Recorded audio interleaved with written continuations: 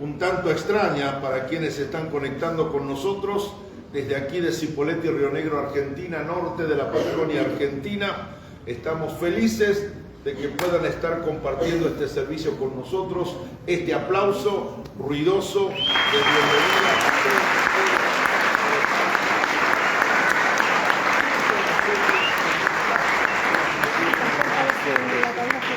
Muy bien, se preguntarán quienes no están aquí por qué todo está tan a oscuras.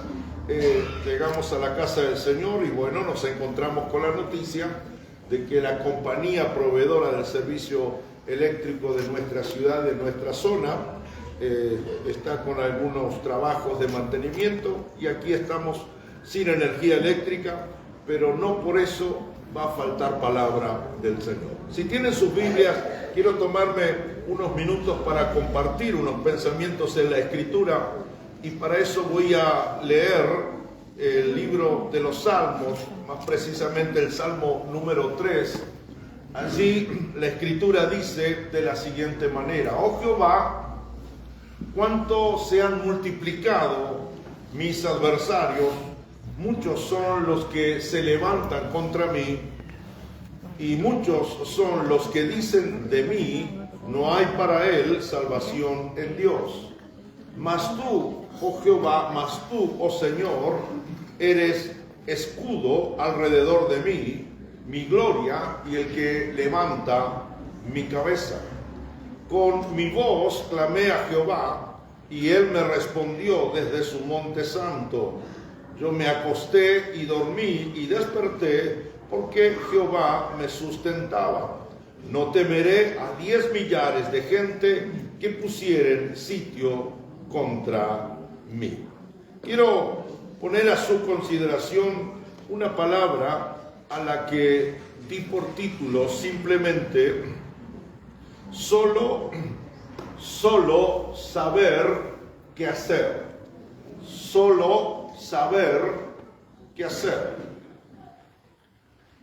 Estoy más que convencido que cualquier ser humano, sin importar culturas, razas, costumbres, estatus social o lo que sea, todos los seres humanos nos podemos nivelar en un fenómeno cada vez que nos toca enfrentar un problema de esos que nos asustan como tales.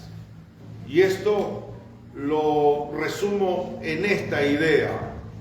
Sabemos describir el problema, sabemos describir los efectos del problema, sabemos hasta inclusive describir los dolores que nos produce el problema, pero no siempre con la misma eficacia sabemos respondernos a nosotros mismos qué puedo hacer para no solo terminar con el problema, sino también superar el problema.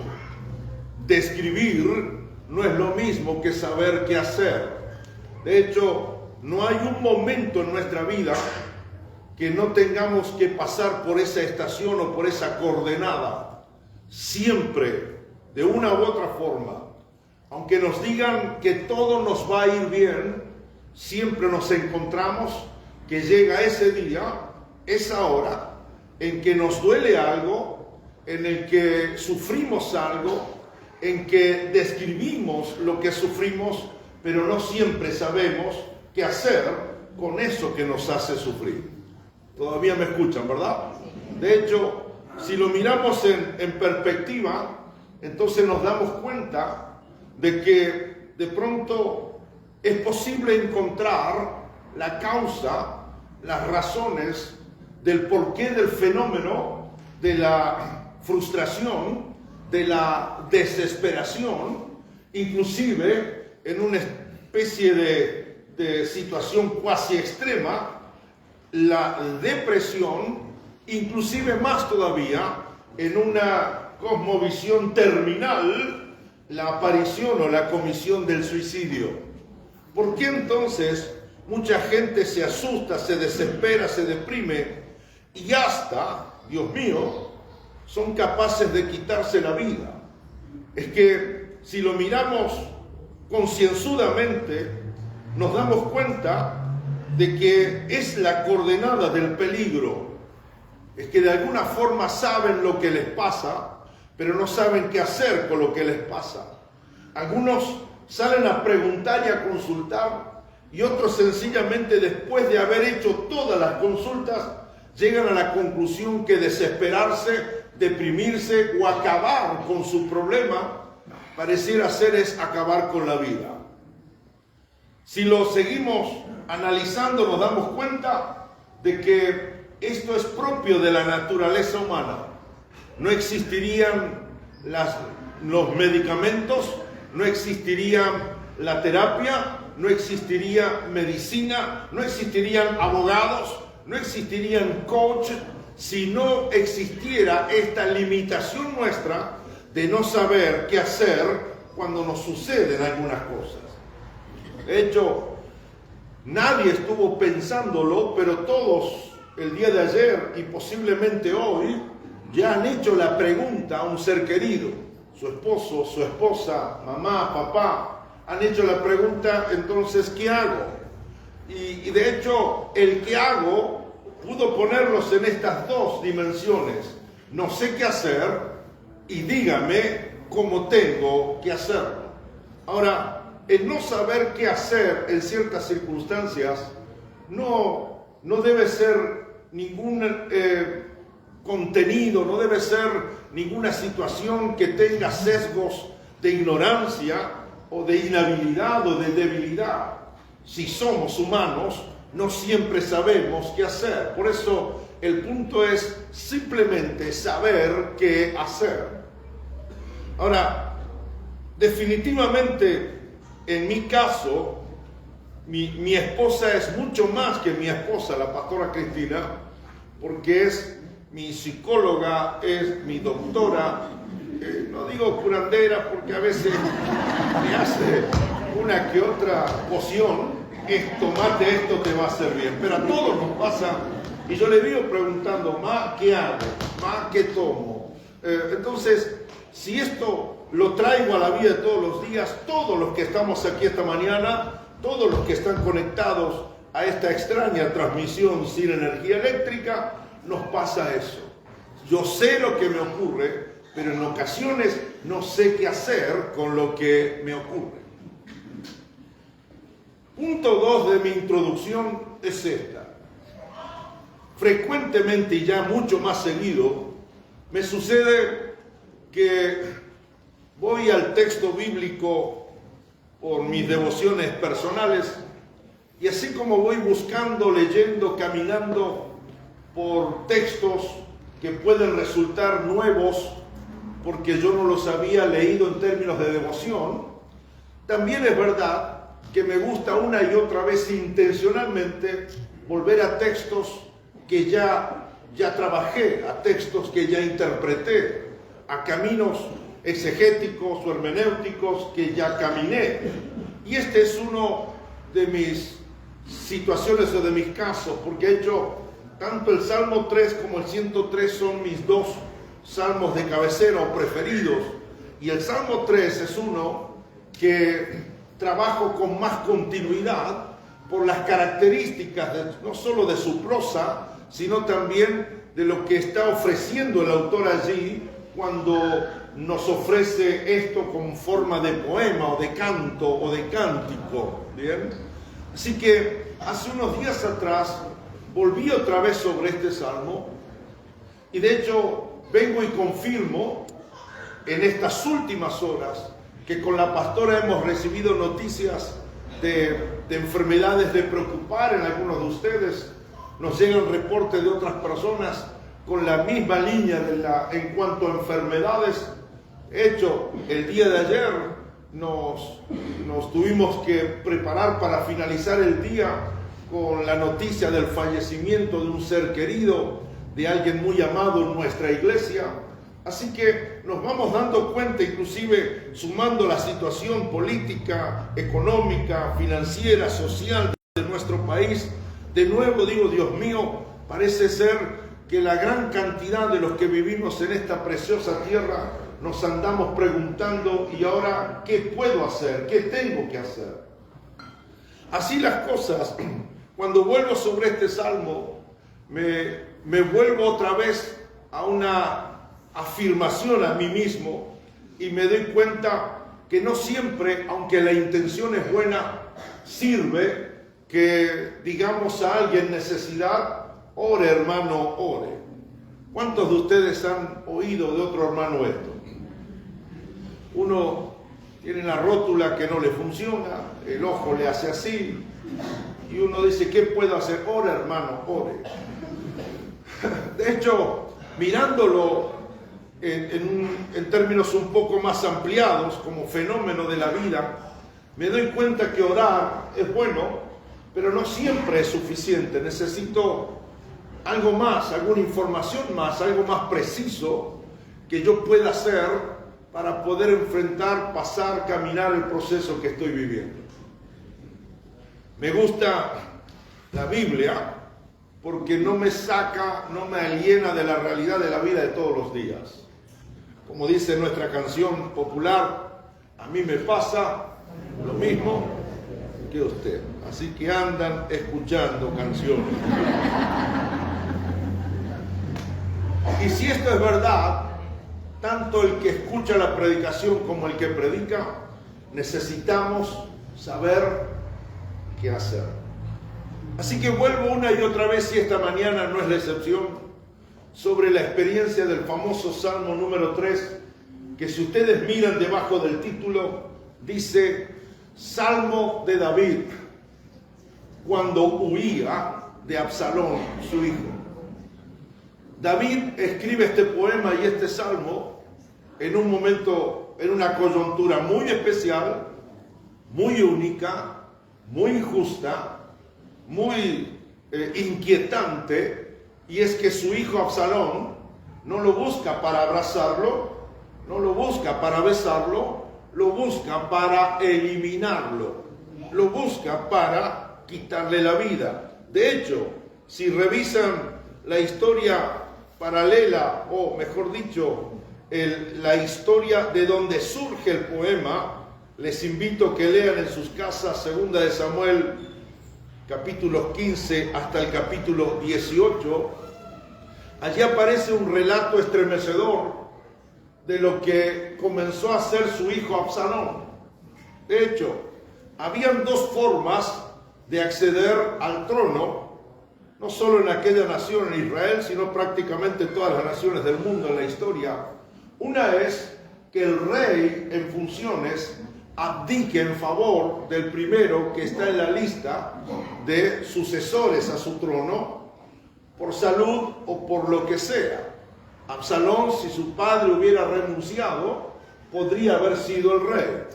Y la otra es que por muerte natural se produjera el vacío en el trono, por lo cual, entonces, en este caso, Absalón, siguiendo una línea sucesoria, fuera el rey que reemplazara al rey que perdió la vida. Ahora bien, Absalón, por alguna razón, aunque sospecho algunas, no quiere esperar ninguna de las dos.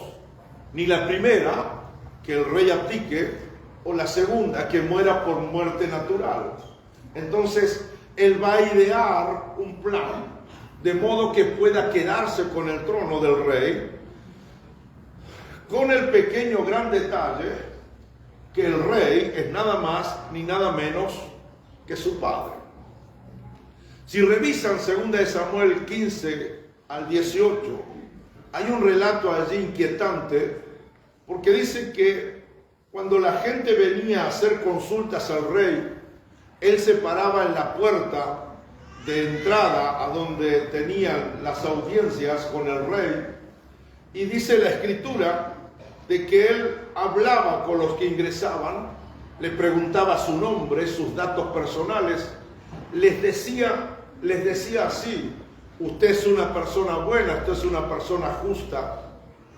Cuando las personas, los ciudadanos de Israel, se percataban que el que se lo decía era el hijo del rey, se inclinaban para darle honores como príncipe, y la Biblia dice que él les impedía que se inclinaran, le extendía la mano, los abrazaba, los besaba, y dice el texto bíblico que de esa forma se iba ganando el corazón de Israel.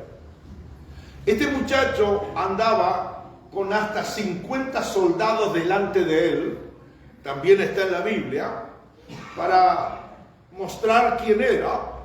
Ahora, lo otro que viene es más atroz, porque el texto dice que durante 4 años Absalón estuvo trabajando con esta estrategia, ganándose el corazón del pueblo. Y luego también dice el texto que un día Absalón fue y le dijo a su papá David, en argentino es pa, voy a ir al templo a pagar el voto que hice a Jehová. Escuche esto, voy a ir al templo, voy a ir al culto para adorar al Señor. Y dice que mientras iba para pagar el voto, fue cuando entonces llamó finalmente al resto de sus cómplices, porque a partir del supuesto culto, él dijo que todo el pueblo grite, Absalón reina en Hebrón.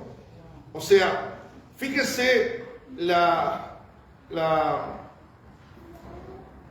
indignidad de este muchacho, que fue capaz de utilizar un culto, una experiencia de adorar a Dios, solo para quedarse con el trono. No diré nada al respecto de cuando algunos, en términos de división, en términos de poner obstáculos, son capaces hasta de hablar en lenguas con tal de quedarse con la posición que desean. Cierro paréntesis, no es esa la predicación, quizás se escriba el libro un día. Pero el tema es que al final un sirviente de David corre a donde está David y le dice, oh rey, el pueblo se va con Absalón.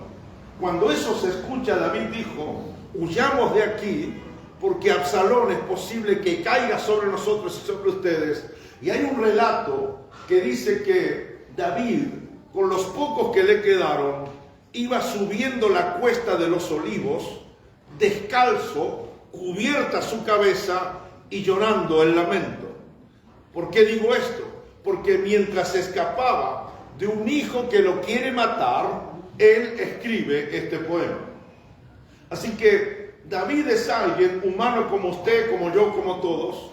David en algún momento se preguntó qué hacer, porque una cosa es tener una diferencia con un hijo y otra cosa es que tu hijo te desprecie, cosa que no sería una novedad, sino que también haga cosas de modo que te desprestigie, que queda mal, y es más todavía, hasta sea capaz de quitarte la vida. De hecho, no creo que haya palabras para tratar de definir tamaña actitud de parte de un hijo. Así que lo que tengo en David no es solo un rey, es un papá con un gravísimo problema.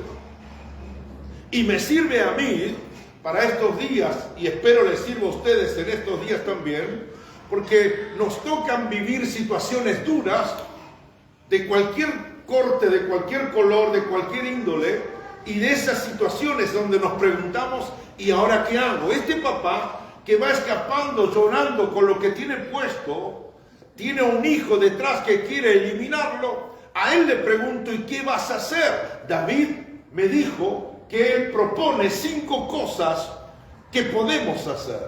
Oh Señor, dice, ¿cuántos se han multiplicado mis adversarios? Muchos son los que vienen contra mí. Muchos son los que dicen, no hay para él salvación en Dios. Si todavía tengo su atención y usted pregunta en sus problemas y yo hago la misma pregunta, ¿qué puedo hacer? Aquí hay una primera respuesta literal que viene directamente del texto bíblico. ¿Bien?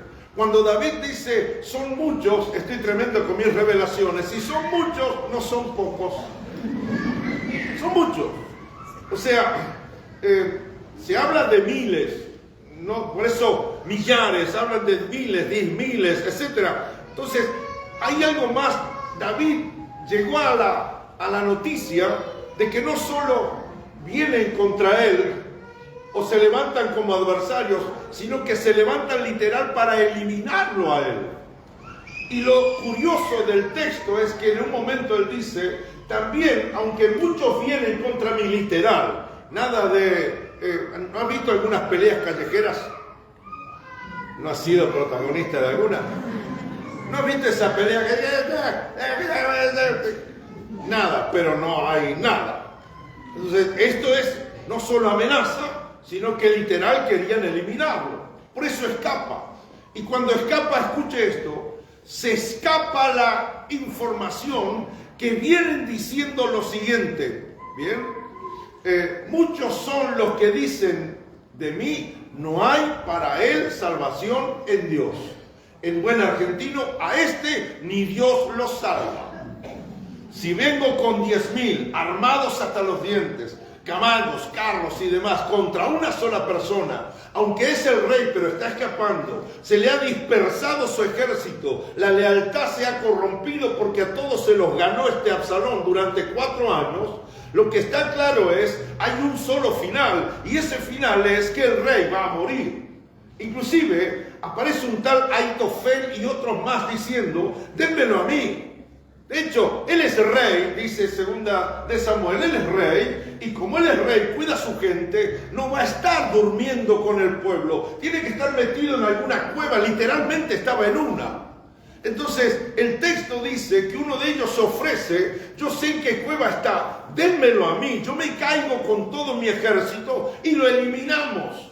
Entonces, en este sentido, David rescata el hecho histórico y le da forma de poema, porque reconoce diciendo, cuando yo vea toda esta cantidad de enemigos que vienen contra mí, ellos van a confirmar la verdad supuesta de que no hay salvación para mí en Dios. Y lo que hace el texto es darme una primera respuesta cuando me pregunto qué hago.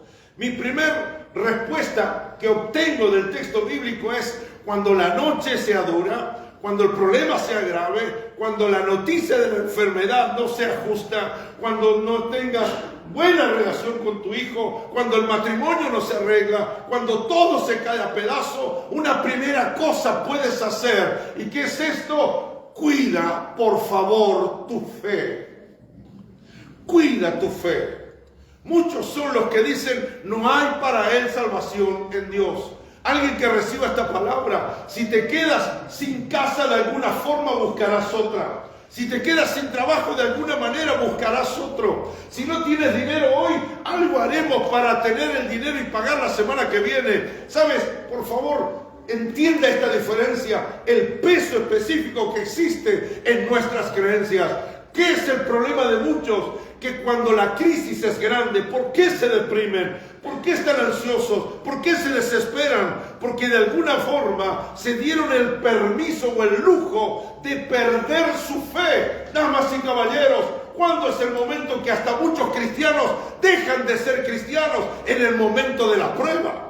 No es en el momento de los millones, es en el momento de los millones que se deben. No es el momento del trabajo, sino cuando no lo hay. Es cuando se decepcionan, es cuando se dan permiso para pensar cosas que no deben pensar y ponen en altísimo riesgo nada más ni nada menos que su fe. Digan fe. Fe es confiar en Dios.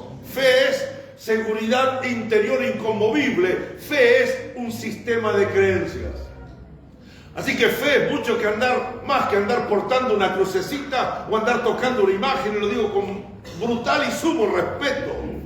Fe es una forma de ver la vida, fe es una manera de vivir la vida. Fe me ayuda a mí en las buenas y en las malas. Por eso, cuida de perder tu fe. Tengo la triste experiencia de conocer a muchos que en la hora de su noche, la hora de su oscuridad, perdieron su fe, y cuando perdieron su fe, lo perdieron todo. Lo perdieron todo. ¿Qué hago, pastor? Cuide su fe. Cuide no perder tu fe. Segundo, tú eres escudo alrededor de mí. Tú eres escudo. El texto me habla no de un escudo, no de escudo por delante y me matan por detrás. Es una especie de escudo tubo. ¿Me explico? O sea, alrededor de mí, por donde me vengan a atacar, siempre con el primero que se encontrarán, eres con tú, oh Dios mío. ¿Qué es eso? Esa es una creencia. Entonces, cuando te preguntes qué hacer, la primera respuesta que nos ofrece el texto desde esta interpretación del predicador es: tienes que cuidar tu fe. Todo se pierde, pero si mantienes con fe, entonces todo se recupera. Y principalmente el hecho de tener que seguir viviendo. Lo segundo, mas tú, oh Jehová, eres escudo alrededor de mí, mi gloria y el que levanta mi cabeza. Qué interesante, porque lo segundo es esto: mantén tu vida caminando sobre una creencia. Vive tu vida a partir de tu creencia. Ayer, al abrazar a Martín, le digo a su oído otra vez, compungido, como está alguien que recibe la noticia de su papá que se va al cielo. Digo, esta es una oportunidad extraña, pero una oportunidad al fin para que experimentes el poder de tu creencia, el poder de tu fe. Yo no sé qué cree otro, dice David, pero yo creo que Dios para mí es mi escudo. Yo no sé si hay otro que se ríe de Dios, pero para mí Dios es mi escudo. Es el que me cuida, el que me rodea. Yo no sé qué pensarán otros, pero esto es lo que pienso yo. Estoy orando para estos días, el Señor nos regale, pero urgentemente, el que salgamos otra vez a buscar el poder de nuestras creencias. Que sepamos qué es lo que creemos, por qué creemos lo que creemos, por qué no creemos lo que no creemos, por qué confesamos la vida y vivimos la vida en esta expresión de fe y no en otra expresión de fe. Por eso este tiempo, más que nunca, es el tiempo no solo para leer la Biblia, sino para que la Biblia nos lea a nosotros. Allí están nuestras creencias, ahí están nuestros fundamentos. Entonces, yo no estoy planteando esto desde la no experiencia. David dijo, definitivamente, Dios es mi escudo. Y aquí menciona 3 o 4 cosas más. Y es lo que hace que yo les grite a algunos de ustedes que reciban esta palabra, pues se están preguntando qué es lo que tengo que hacer. Número 1, cuida tu fe, no la pierdas. Número 2, mantén tu vida, camina sobre tus creencias. De hecho, yo creo lo que creo, que quizás otro no lo crea. ¿Cómo yo me voy a sentar a discutir con otro algo que el otro no cree? Yo vivo lo que vivo porque tengo una creencia. David me lo está enseñando aquí. Yo no sé qué dice Absalón, sospecho, cree que ni Dios me salva. Yo creo que Dios sí me salva, dice el papá. Él es el que me cuida. No sé cómo lo hará, pero lo va a hacer. Y agrega algo maravilloso. Ese escudo, eres mi gloria.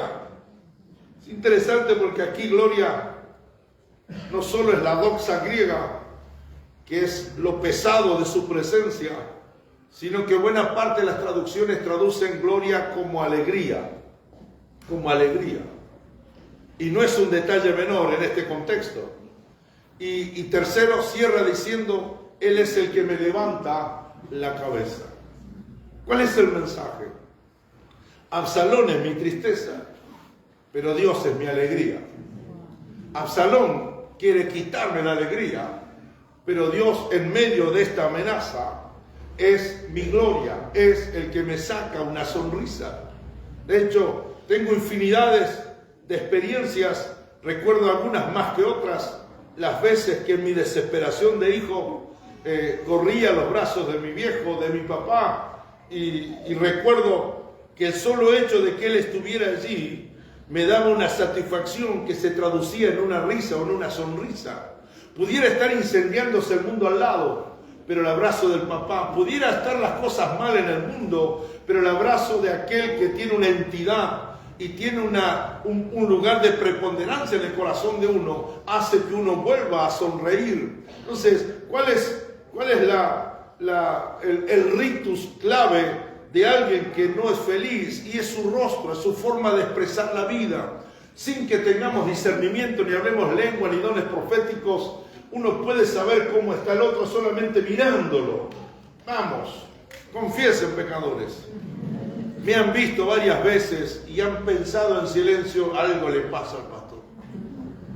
Y de hecho es posible que estés acertado, que algo le pasa, ¿por qué? Por el ritus, por la forma de presentarse uno afuera, porque anda tratando de agradar a todo el mundo, porque anda tratando de mostrar a todo el mundo que siempre las cosas, todas siempre están perfectas, correctas y están bien. Pero qué interesante es cuando yo fijo mi vista en las circunstancias, los absalones de la vida, la tristeza me invade, la desesperación, la depresión, y vaya uno a saber qué justificación tomar para otra clase de actitudes. Pero si yo no miro la amenaza y miro al Dios que me protege, Él es mi gloria, Él es mi sonrisa, Él es el que me alegra el día. Por eso mis tiempos de oración y adoración al Señor, más que ser un recital de pedidos y de quejas y demás, es simplemente lo he tratado de vivir de esta forma, algo así como un encuentro con Él, de modo que solamente saber que está Él, la sonrisa me vuelva otra vez, porque eso hace que me prepare para un nuevo desafío en todo caso. Él es el que levanta mi cabeza. Nadie llora con la cabeza para arriba. Todos lloramos cuando es dramático, no hay más lágrimas, confundido nuestro rostro en medio de nuestras manos. Y de hecho, el texto es maravilloso porque dice, me levanta la cabeza. ¿Cuál es el mensaje? Porque si miro hacia abajo, la solución no está abajo, la solución está arriba. Pero el mensaje del Señor es claro. ¡Hey, David! Te levanto la cabeza, no la levanté yo, Él me la levanta para que vea que siempre por detrás y por encima, más allá del absalón y su amenaza, viene un buen sol. Bueno, buen tiempo es el que llega, días mejores son los que van a llegar. Así que no se acaba todo con tus problemas, ¿bien? Oro al Señor que levante tu cabeza y que veas por encima del drama que usted sabe cómo se llama, qué nombre tiene y cuánto duele y cuánto cuesta, veas que esto no se acaba. Hay un día nuevo, hay una semana distinta, hay otro mes mejor, hay otro año, ciertamente mucho mejor y superior al que estamos viviendo. Tercero, con mi voz clamé al Señor y Él me escuchó desde su monte santo. ¿Qué más puedo hacer, pastor? Cuide su fe. Viva sus creencias. Es duro, pero viva sus creencias. Número 3, ahí sí, ore. Y David dice algo, por algo lo dijo. Con mi voz clamé a Jehová. Con mi voz. Yo volé en el túnel del tiempo y me le puse al lado de David cuando estaba escribiendo esta parte. Y le pregunto, David, ¿qué necesidad de escribir y aclarar que oraste con tu propia voz? ¿Con qué otra vas a orar? Y él me miró, no me dijo nada, pero la mirada la interpreté, como los emoji, esos dioses, carita amarilla y 2 corazones, está enamorado hasta la suela. Entonces, juego con mi imaginación. De hecho, su respuesta tácita, silenciosa es que muchas veces me resulta más cómodo pedir a otro que ore por mí, que orar yo mismo por mis propios problemas. Mire, esto es ser pastor. ¿Quieren ser pastor? Esto es ser pastor. La gente, no ustedes, otros de otra iglesia ahí ¿tiene ideas acerca de la condición de un pastor o de la pastora? Que no tienen problemas, que no tienen dramas, que no tienen fallas, que no luchan con cosas, que no van al baño, que no necesitan dormir, que no se enferman, no necesitan dinero,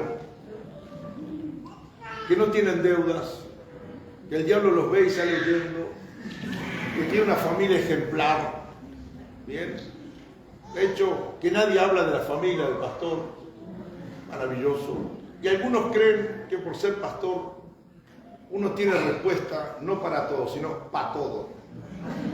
Ahí lo entendieron, no tiene respuesta para todo. Alguien vino un día y me dijo, pastor, sí, ¿dónde están los dinosaurios en la Biblia? ¿Qué sé yo dónde está? Cuando Ezequiel habla de una rueda que tiene ojos y como luces y demás, esos son ovnis, ¿verdad? Son platos voladores que vinieron, ¿verdad, pastor? Ni idea. ¿Qué sé yo? No sé. Y así otras tantas cosas. Me han pedido que ore por las cosas más extrañas. Y no está mal, es que yo soy pastor, tengo que orar por todas esas cosas. A veces, aquella vez el canario que no cantaba, una familia,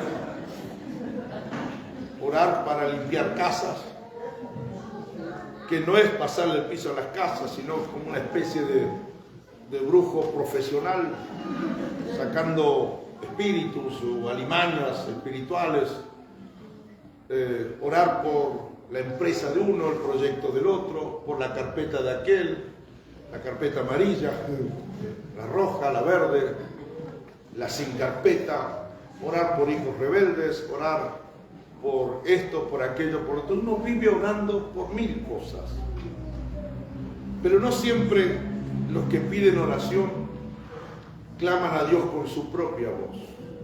El pastor y la pastora y todo pastor sobre la faz de la tierra siempre orará por sus ovejas, pero alguna vez las ovejas tienen que orar por sus propios dolores, por sus propias situaciones. La ética me prohíbe a mí darle ejemplo de los motivos de oración por los que me han pedido que ore. Y de hecho, y en ocasiones me pasa que ahora más viejo me pongo, más sinceridad tengo, menos anestesia y menos diplomacia. Porque a veces digo, pastor, ¿puede orar por mí? No. Ah, qué mal pastor que es, sí. Y me quiere defenestrar en las redes, sí, ponga que no quise orar por usted. Pero a veces me duele mi propio callo y tengo que orar por los callos de los otros. Es mi trabajo seguir haciendo nuestro trabajo. He orado por gente. Me dijo uno en otra iglesia, para que no anden buscándolo acá: pastor, orá por mí, ya no quiero decir más malas palabras.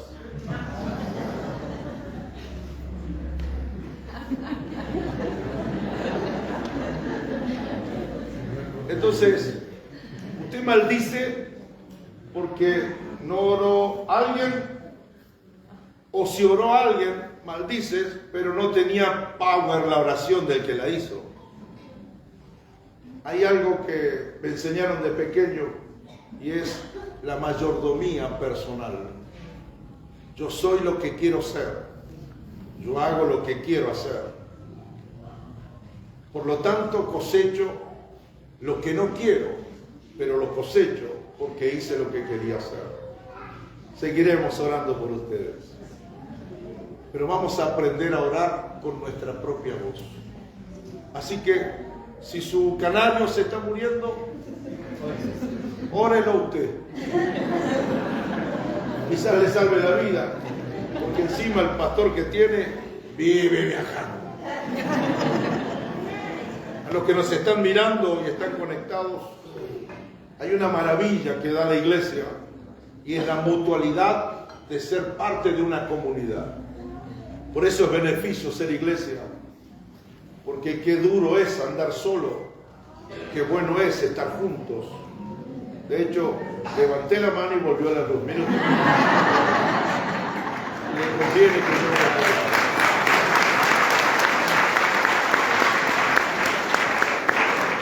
Así que, ¿qué puedo hacer? Cuiden su fe. Así que, entonces, ¿qué puedo hacer? No solo cuiden su fe, sino también vivan la vida a partir de sus creencias. Vivan sus creencias. Y no hay creencia que tenga sentido si no se expresa en la vida. Número 3, oren al Señor. Que te ayude a orar el pastor, la pastora, el líder, el copastor, el asociado. Claro que sí, por eso somos comunidad. Ore al Señor. Número 4, discúlpeme lo espiritual de la cuarta propuesta. Así fue que me acosté, dormí, descansé. Tiene a Absalón que se lo quiere comer, literalmente su hijo, y David se fue a dormir. ¿Qué es lo que aprendo de esto? Es que hay personas que cuando se acuestan a dormir no duermen.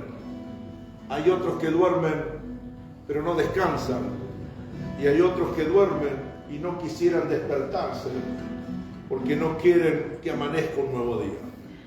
Entonces, ¿qué aprendo de este varón? Wow. Es que en algún momento tienes que darle paz a tu propio y ajetreado cuerpo. Dormir, bueno, hay algunos que dormir ya es licenciatura. Es un nivel de vagancia y de pereza atroz. Pero no hay un humano que no necesite dormir por lo menos 8 horas. Y esto no es cuestión de ninguna cosa rara, estamos diseñados así. La actividad nos demanda un descanso. El descanso es reordenar, es reposicionar, redefinir para comenzar un día esperando que sea un día mayormente efectivo. La número 4, duerman, descansen, reorganicen el día y vuelvan a empezar al otro día. El día que David sube la cuesta de Olivos llorando no es el mismo día de la semana que le sigue, porque ese día necesitó más que nunca el descanso. Reorganiza su vida. Y si usted conoce la historia de Absalón, al cabo de días después terminó como evento fantasmal a nivel de mi cabeza. Siempre doy este ejemplo. Si está usted en una cabaña, Villa La Angostura, fondo detrás de la izquierda, lejos del lago, está solo, es martes 3 de la mañana, sopla el viento, golpea las persianas, quiere ir al baño, no va. ¿Y por qué no va? Ah, porque le pedí al Señor continencia. No va por miedo. La pregunta objetiva es: ¿miedo? Si tiene necesidad explosiva de ir al baño, ¿por qué no va? Que tengo miedo. ¿Miedo al baño? No. Sí. Es que ahí inventamos acá en la cabeza un mundo de fantasía. Y lo peor de todo es que le damos entidad a ese mundo hasta el punto que creemos que eso puede ser verdad. Por eso, cada vez que estás de noche, martes 13, 3 de la mañana, y hay un árbol grande y sopla el viento, nunca pensarás que aparecerá Jesucristo, sino que será un monstruo, será un demonio. Escribió un libro y un tratado de ese libro tiene que ver con los miedos. Y hay gente cristiana que le tiene miedo a las cosas que usted no imagina. Hay quienes le tienen miedo a los sapos. Acá, no hay nadie acá así. O sea, ven un sapo y recién paran en Villa Regina, el sapo mira a la nada y usted escapó. Tienen terror a las cucarachas. En Oriente es un plato afrodisíaco, cucaracha. De hecho, puedo seguir mencionando para darnos cuenta que mucho de lo que decimos tenemos miedo, al final del día no sucede, porque lo hice suceder aquí. ¿Cuál es el grave problema? Que como lo hice suceder aquí, aquí me quedo, de aquí no me muevo. Y uno encuentra personas que aunque el Señor le haya profetizado en todos los idiomas, no se lanzan a hacer nada porque le hicieron caso a la fábrica de miedo que tienen aquí. Dijo uno que sabe más que yo, que del 100% de las cosas que creo que tengo miedo que me ocurran, hasta un 98% de esas cosas jamás suceden. Entonces son cristianos los que me dijeron. De noche no me siento en la cama porque imagino, me estoy acordando, pues lo escribí, como una mano larga, con uñas largas, que me agarra y me va a meter hacia abajo de la cama. Otros no se sientan inodoros porque suponen que termina en el abismo, en el infierno. como que nos van a inspirar miedo. Por eso no escribes todavía tu libro, miedo. Por eso todavía haces lo que siempre haces hace 72 años, ¿bien? Y tienes 45. Por eso fracasaste en el matrimonio allá, por eso le erraste en tus relaciones allá y ahora tienes miedo que te ocurra acá. De hecho, no vas a entrar a vivir otra experiencia porque inventaste acá unos fantasmas y ellos son los que están manejando y controlando la vida. ¿Qué dice David? No temeré, no tendré miedo, aunque es real, son más de 10.000 los que vienen contra mí. No voy a inventar cosas, no voy a decir, si se me escapa una flecha y me mata. No. De hecho, lo que sobrepongo encima de mis estructuras miedosas son mis creencias. ¿Por qué no tengo miedo? Porque yo sé que le he creído. ¿Por qué no tengo miedo? ¿Por qué voy a seguir viviendo? ¿Por qué voy a seguir reinando? Porque yo sé que Él es mi escudo. Él es el que me da una sonrisa. Él es el que me muestra un mejor futuro. Por eso no haré caso a lo que invento aquí. Le haré caso a lo que creo aquí. Lo afirmo acá y lo vivo todos los días.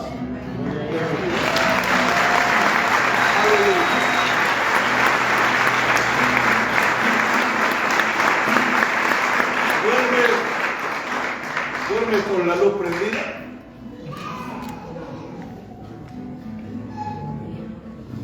¿Y eres cristiano?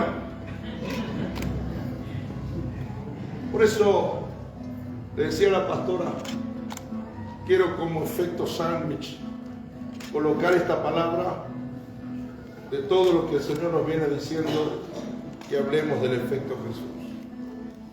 Porque a veces nos pasan cosas que son demasiado duras. Y solo el que las vive sabe qué tan duras son.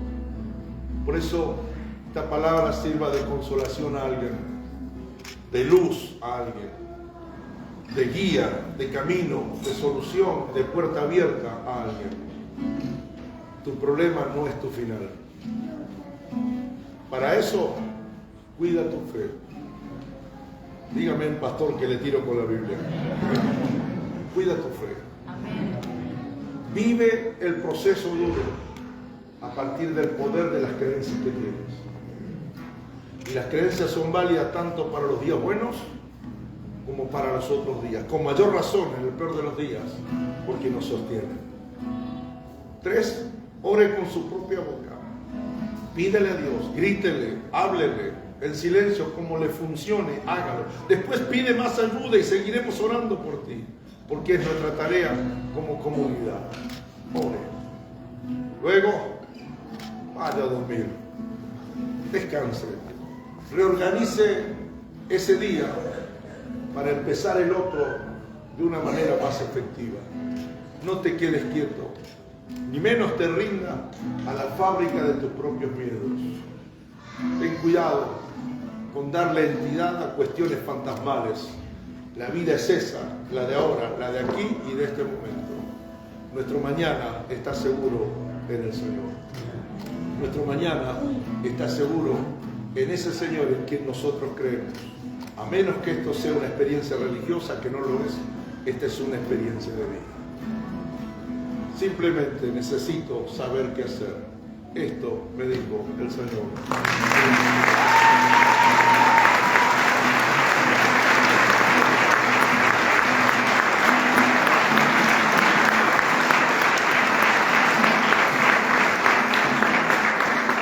Eterno y soberano Señor,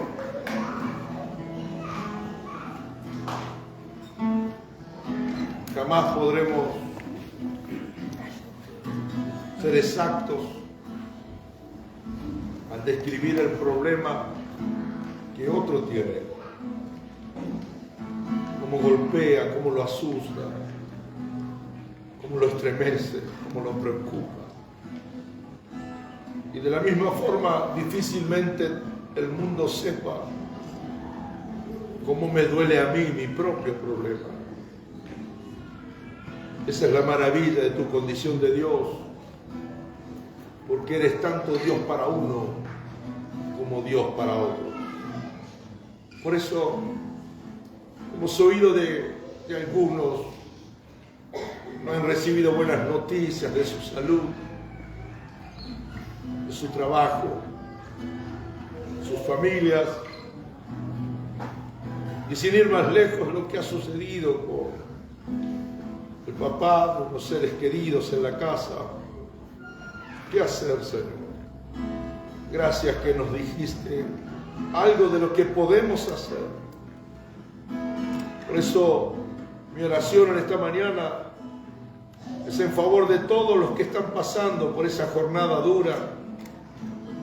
Y Señor, si hay otros que están transitando un buen camino, un buen tiempo, gracias porque para unos es solución inmediata y para otros es una solución en reserva. Ya sabrán qué pueden hacer el día que las cosas no salgan como ellos desean. Por uno o por otro, que la gloria de tu presencia esté con nosotros y nos acompañe ahora y siempre. De modo que sigas viendo en nosotros un hombre, una mujer, decididos más que nunca a honrarte, a servirte y por sobre todas las cosas a vivir nuestra vida de todos los días. Inclusive cuando cuesta vivir la vida, con el poder de las creencias que tenemos en ti, que no solo son efectivas para ponernos de pie, pasar el proceso, sino que también sirven como un modelo de inspiración para otros que están pasando hasta cosas peores que nosotros. La gloria sea a tu nombre. Por eso ahora, y mientras la iglesia está en este momento de oración especial, yo no sé, quizá de nuestros amigos que están con nosotros en esta mañana, no sé si alguna vez le hicieron esta pregunta, si no se las hago. Quisieras en este día abrir tu corazón y decirle a Jesucristo que quieres tenerlo ahí adentro porque necesitas de Él para enfrentar tus días de todos los días. Si alguno de ustedes quiere entregar su corazón a Jesucristo diciendo esto, hágamelo saber levantando su mano. Eso es todo, por sí o por no. Que el Señor te bendiga. Si hay alguien más, que el Señor te bendiga. Si hay alguien más, que el Señor te bendiga. Si hay alguien más.